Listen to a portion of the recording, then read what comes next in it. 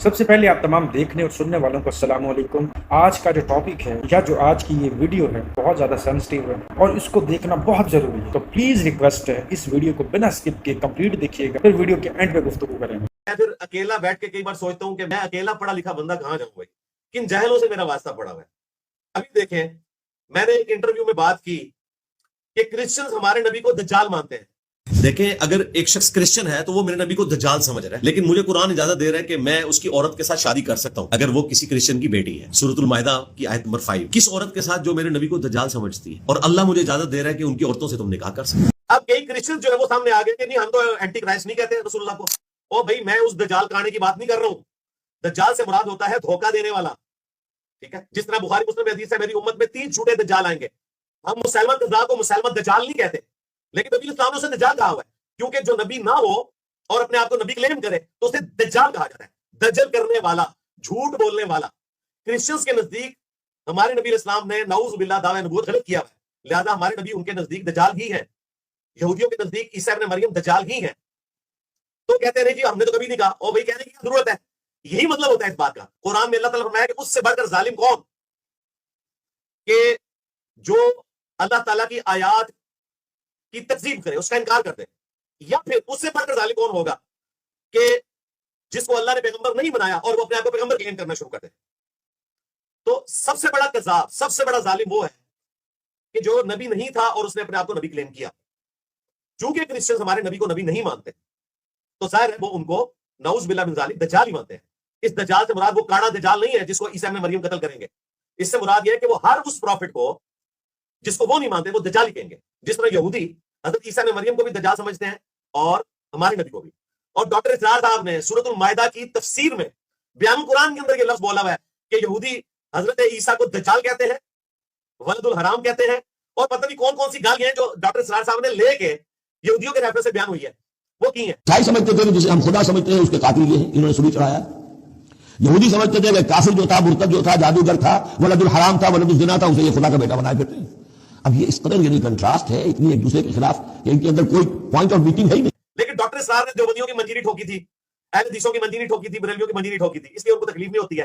اب دیوبندی، اہل حدیث، بریلوی، ان کو تکلیف مجھ سے اس لیے ہوتی ہے کہ میں نے ان کے فرقے کی منجیری ٹھوک دی ہے، تو یہ وہ باتیں پکڑتے ہیں۔ تو میں یہ زیادہ سے زیادہ کہوں گا کہ میں اکیلا پڑھا لکھا بندہ کہاں جاؤں، کن جاہلوں سے میرا واسطہ پڑ گیا۔ دجال نہیں میں ان کو کہتا، جاہل ہے بیچارے۔ جیسے کہ آپ تمام لوگوں نے سنا ہوگا اور ویڈیوز بھی دیکھی ہوں گی، انجینئر محمد علی مرزا کو گرفتار کر لیا گیا اور ان پر یہ ٹیگ لگایا گیا ہے کہ انہوں نے نبی پاک صلی اللہ علیہ وآلہ وسلم کی گستاخی کی۔ اب یہ وہ شخصیت ہے جس بندے پر تقریباً 4 سے 5 مرتبہ مرڈر جو ہے وہ اٹیمپٹ ہو چکا ہے۔ میں ان الفاظوں کی حمایت تو نہیں کروں گا جس بنیاد پر ان پر یہ فتویٰ لگایا گیا ہے کہ انہیں نبی پاک صلی اللہ علیہ وآلہ وسلم کی گستاخی کی ہے۔ میں ان الفاظوں کو یہاں دہرانا بھی نہیں چاہتا، اور دہرانا تو دور کی بات ہے، اگر میں اپنے دل میں بھی ایسا کچھ سوچ لوں تو مجھے میرے ایمان کے جانے کا ڈر ہے کہ آپ علیہ السلام کے حوالے سے میں کچھ بھی کسی کے بھی الفاظوں کو دہراؤں۔ لیکن اگر انجینئر محمد علی مرزا صاحب کے کام کی بات کی جائے، جو اللہ پاک نے ان کو علم اور شعور عطا کیا، اگر ان تمام چیزوں کی بات کی جائے تو بھائی صاحب یہ وہ شخصیت ہے جس بندے نے تقریباً 10-15 سالوں کے اندر کتنے ہزاروں لاکھوں لوگوں کو جو کہ بت پرستوں کی طرح قبر پرستی کے اندر کامجن تھے، قبروں کو سجدہ بھی کرتے تھے، چومتے چاٹتے بھی تھے، منتیں بھی منع کرتے تھے، اور بالکل وہی کام کیے جاتے تھے اسلام کے نام پہ جو کہ رسول اللہ صلی اللہ علیہ وآلہ وسلم نے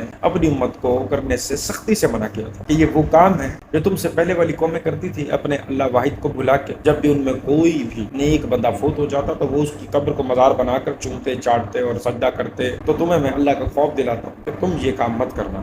میں یہ کہتا تھا کہ مزاروں پہ آپ نے نہیں جانا۔ میرا موقف اس لیے ہے کہ مزار نبی علیہ السلام کی مخالفت پہ بنائے گئے ہیں۔ صحیح مسلم میں حدیث ہے، قبروں پہ عمارتیں مت بناؤ، قبروں کو پکا نہ کرو، ان پہ مجاور بن کے مت بیٹھو۔ بخاری اور مسلم دونوں میں حدیث ہے، حضور کی بیماری کے دن چل رہے تھے، حضور کی 2 بیویاں، آخری دن تھے آپ کے، ام حبیبہ اور ام سلمہ آپس میں گفتگو کرنا شروع ہو گئی کہ جب ہم ہجرت حبشہ پہ گئے تھے نا، ہم نے ماریا نام کا ایک گرجا دیکھا تھا رومن امپائر کا، جہاں پہ کچھ تصویریں لٹکی ہوئی تھی۔ حضور انتہائی تکلیف میں ہے، لیکن آپ پتہ ہے امام الموحدین ہے، آپ نے فرمایا یہی ان کی خرابی تھی کہ کوئی نیک آدمی یا نبی فوت ہو جاتا تھا، اس کی قبر کے اوپر مسجد بنا لیتے تھے، پھر اس کی تصویریں لٹکاتے تھے، پھر اس کی پوجا شروع کر دیتے تھے، سجدے شروع کر دیتے تھے۔ قیامت کے دن یہ بدترین مخلوق ہوں گے۔ یہ حدیث بخاری میں بھی ہے اور مسلم کے اندر بھی حدیث موجود ہے۔ تو ان تمام چیزوں کو ہم تک پھیلانے کے لیے جس شخصیت کا سب سے اہم کردار ہے وہ صرف انجینئر محمد علی مرزا ہے۔ تو جو اتنا اچھا کام کر رہا ہے، جس نے اتنا اچھا کام کیا ہے ینگسٹرز کے لیے خصوصاً، مجھے نہیں لگتا کہ وہ بندہ گستاخ رسول ہو سکتا ہے۔ اگر ہم اوورآل بات کریں تو اس بندے نے جتنا آپ علیہ السلام کے اس اکٹھے کیے ہوئے علم کو ہم تک پہنچانے کی کوشش کی ہے شاید کسی نے کی ہو، کیونکہ اگر ان تمام لوگوں نے کوشش کی ہوتی تو آج انجینئر محمد علی مرزا یا ان جیسے کوئی بھی بندہ مطلب ہوتا ہی نہ۔ اور دوسرا ایک آخری سوال، الیاس قادری کی ایک ویڈیو میرے پاس پڑی ہے جو کہ تقریباً میں بارہا اپلوڈ کر چکا ہوں، جس میں وہ بندہ کہہ رہا ہے کہ دعوت اسلامی بننے سے پہلے میرا ایک دوست تھا، مدینہ گیا تو آپ علیہ السلام کی قبر مبارک پر بیٹھا تھا اور رو رہا تھا، دعا کر رہا تھا، تو اچانک اس نے دیکھا کہ نبی پاک صلی اللہ علیہ وسلم اپنی قبر مبارک سے نکل کر باہر آ گئے، سنہری جالیوں سے بھی باہر آ گئے اور کہنے لگے کہ ہاں بھائی کیا چاہیے، کیا مانگ رہے ہیں، کیا چاہیے تمہیں؟ الیاس قادری کا دوست تھا، میں پریشان ہو گیا اور میں نے کہا کہ نہیں کچھ نہیں چاہیے، تو پھر آپ علیہ السلام واپس چلے گئے۔ دوست ہمارے دعوت اسلامی بنی نہیں تھی، داڑھی والے تھے، بہت پکے سنی تھے، قادری تھے، وہ مجھے مدینہ شریف میں ملتے تھے، وہ بھی حج پر آئے ہوئے تھے۔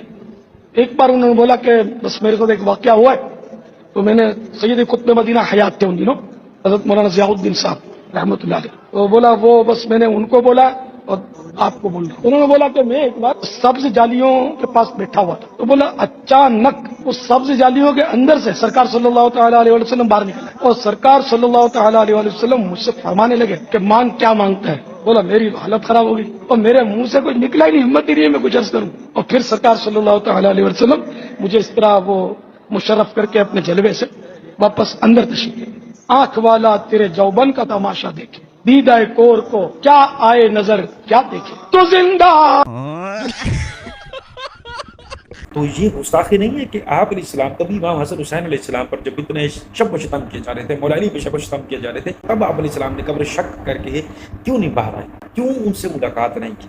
اور الیاس قادری کا میں دوست ہوں یا وہ شخص الیاس قادری کا دوست تھا تو اس لیے آپ علیہ السلام نے یہ سٹیپ اٹھایا، تو کیا یہ نبی کی شان میں گستاخی نہیں ہے؟ ایک منٹ کے لیے نا تسلی سے ٹھنڈی لمبی سانس لے کے سوچ کے بتائیے گا ضرور کہ آج تک ان لوگوں نے حدیثیں کیوں چھپائی جو انجینئر نے سامنے رکھی، اور الیاس قادری نے جو یہ بولا جن الفاظوں کا استعمال کیا، کیا یہ گستاخی نہیں؟ اگر یہ گستاخی نہیں تو پھر اس کو ہم کیا نام دیں گے؟ اور آپ علیہ السلام نے قبروں کو پکا کرنے سے منع فرمایا اور آج ہم ان کو درباریں اور مزاریں بنا کے بیٹھے، تو کیا یہ نبی کی شان میں گستاخی نہیں؟ سب سے بڑی گستاخی تو یہ ہے کہ جب آپ علیہ السلام نے قبروں کو پکا کرنے سے، مزار بنانا، مجاور بن کے بیٹھنا، جب آپ علیہ السلام نے ان تمام چیزوں سے منع کیا، تو آج پورے بر اعظم ایشیا میں بلکہ پوری دنیا کے اندر یہ جو جتنے بھی مسلمان طبقے کے لوگ قبر کو مزار بنا کے سجدہ کر رہے ہیں، چوم رہے ہیں، چاٹ رہے ہیں، عرس منا رہے ہیں، ڈھول بج رہے ہیں، کھانے چل رہے ہیں، جشن کا ماحول ہے، تو کیا یہ چیزیں آپ علیہ السلام کی گستاخی کا سبب نہیں ہے؟ کیا اس میں گستاخی رسول صلی اللہ علیہ وسلم نہیں ہے؟ کیا آپ علیہ السلام نے ایک چیز منع فرمائی، وہی چیز ہم زور و شور سے کر رہے ہیں؟ اب باقی چیزیں چھوڑیں، آپ خالی اسی ویڈیو کی بات کر لیں۔ ٹھڈا مار کے مردے نو کہندے سی اللہ دے حکم نہ اٹھ۔ غوث پاک نے فرمایا دسو کیڑی قبر تو زندہ کرنا؟ انہاں پرانی قبر تے لے جا کے کھلارتا بھی ایتھوں کتے اٹھنا۔ غوث پاک نے فرمایا تواڈے نبی کی کہندے سی؟ انہاں کہا ٹھڈا مار کے کہندے سی اللہ دے حکم نہ۔ غوث پاک نے ٹھڈا مار کے کہا میرے حکم نہ اٹھ۔ وہ اٹھ کھلوتا تے ایتھوں سانو کی درس حاصل ہوا، کہندے جدوں اٹھیا نا تے کیونکہ گان بجان والا بندہ سی پرانے وقتاں تے او چمٹے بجاندا اٹھیا۔ اب اس ویڈیو کے اندر جو یہ شخص، میں چلو اس شخص پر بھی بلیم نہیں لگاتا، میں بھی اس کے بڑوں کی بات کروں گا، اس مدارس کی بات کروں گا جہاں سے اس نے یا ان جیسوں نے تعلیم حاصل کی ہے۔ اب یہ چیز اس شخص کو کس نے سکھائی ہے؟ کیونکہ یہ خود سے کبھی بول نہیں سکتا، کبھی بھی ایک انسان کی یہ اوقات نہیں کہ وہ اپنی مرضی سے ڈیفائن کرتا پھرے اولیاء اللہ کی شان کیا ہے، پیغمبروں کی شان کیا ہے، اللہ کی شان کیا ہے، وہ کبھی بھی ایسے ڈیفائن نہیں کر سکتا۔ اب جس مدارس سے یہ بندہ پڑھ کے آیا ہے، یہ بندہ وہی بات کر رہا ہے، کیونکہ اس میں اس کا قصور نہیں ہے۔ جہاں سے یہ پڑھ کر آیا ہے وہاں پر اسی طرح سے کہانیاں گھڑی جاتی ہیں، لکھی جاتی ہیں۔ یہ حضرت عیسیٰ علیہ السلام جو کل اعظم پیغمبروں میں سے ہیں، انہوں نے کہا کہ پیغمبر وہ کہہ رہے ہیں کہ اللہ کے حکم سے زندہ ہو جاؤ، پھر اللہ پاک کے حکم سے وہ مردہ کھڑا ہو گیا اور حضرت عیسیٰ پہ ایمان لایا۔ لیکن ادھر نہ تو ایک شخص پیغمبر ہے، وہ نبی پاک صلی اللہ علیہ وسلم کی اولاد میں سے ایک اولیاء کرام ہے جن کا نام پیر شیخ عبد القادر جیلانی رحمۃ اللہ علیہ۔ وہ مردے کو کچھ نئی پروٹوکول اور نئی کسی ٹیکنیک سے اٹھا رہے ہیں کہ تمہارے پیغمبر کیا کہتے تھے۔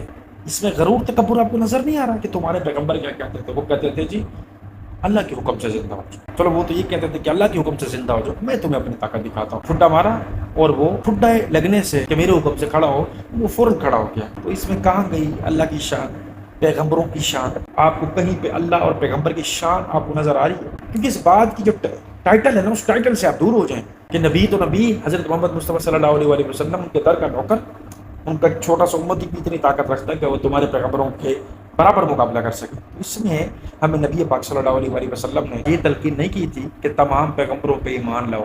کہ اللہ پاک نے یہ ہمیں نہیں بتایا کہ تمام پیغمبروں پہ ایمان لانا ہے.